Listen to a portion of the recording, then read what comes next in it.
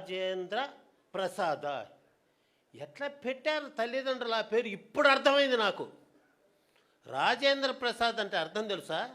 Are అంటే రామారావు గారితోటి, ఏ అంటే అక్కినేని గారితోటి, జే అంటే జగ్గయ్య గారితోటి, ఈ అంటే ఎందరో, ఎన్ అంటే నటులతో, డి అంటే డైరెక్టర్లతో, ఆర్ అంటే రక్షణగా, ఏ అంటే అండగా ఉన్నవాడే రాజేంద్ర.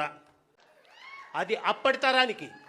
ప్రసాదు పి అంటే పవన్ ప్రభకి, ఆర్ అంటే రూపేష్కి. ఏ సార్ తప్పు చెప్తున్నానా?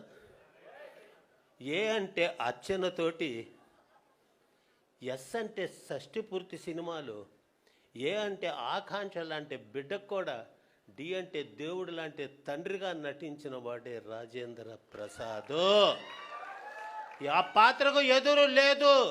పాత్రను కింద నుంచి పైకి అలా చేదు, పాత్రను అట్లా ఊదు, నీ చప్పట్లను మోదు. ఎందుకంటే ఒక్కొక్క చిత్రం మానసికంగా ఎంతకు దగ్గర కావాలనేది ఒక సమీక్ష, దాని మీద చూపించాలి అపేక్ష.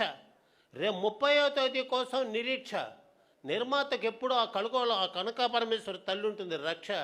కళాకారులు ఇచ్చారు ఆ భిక్ష. అది చెప్పడానికి నెల్లూరు జిల్లా కావలి నుంచి వచ్చా. అవునా కాదా ఆకాంక్ష?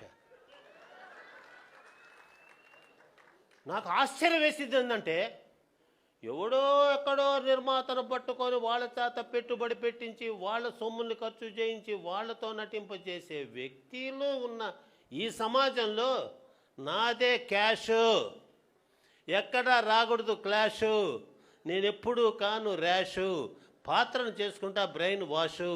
రాజేంద్ర ప్రసాద్ లాంటి నటులు నా పక్కన తోడు ఉంటే ఇంకేమీ కాదు స్మాషు. నాకెప్పుడు రాదు లాసు, నన్ను ఆశీర్వదిస్తారు క్లాసు మాసు అని నమ్మిన వాడే రూపేషు. అసలు పవని ప్రభ, ఏం పేరబ్బా! ఏదా ఎక్కడా కనిపించలేదా పేరు ఇక్కడ నాకు?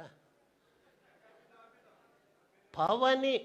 పి అంటే పాతవాళ్ళు, ఏ అంటే ఎక్కడున్నారు, వి అంటే వెతుక్కొని, ఏ అంటే అందరినీ, ఎన్ అంటే నిలబెట్టి, ఐ అంటే ఇండస్ట్రీలో పవని. ప్రభ. పి అంటే పద్ధతిగా, ఆర్ అంటే రూపేష్కు, ఏ అంటే అండగా, బి అంటే బాధ్యతగా, హెచ్ అంటే హృదయాన్ని టచ్ చేసి, ఏ అంటే అద్భుతమైన చిత్రాన్ని తీసిన వాడే పవని ప్రభ.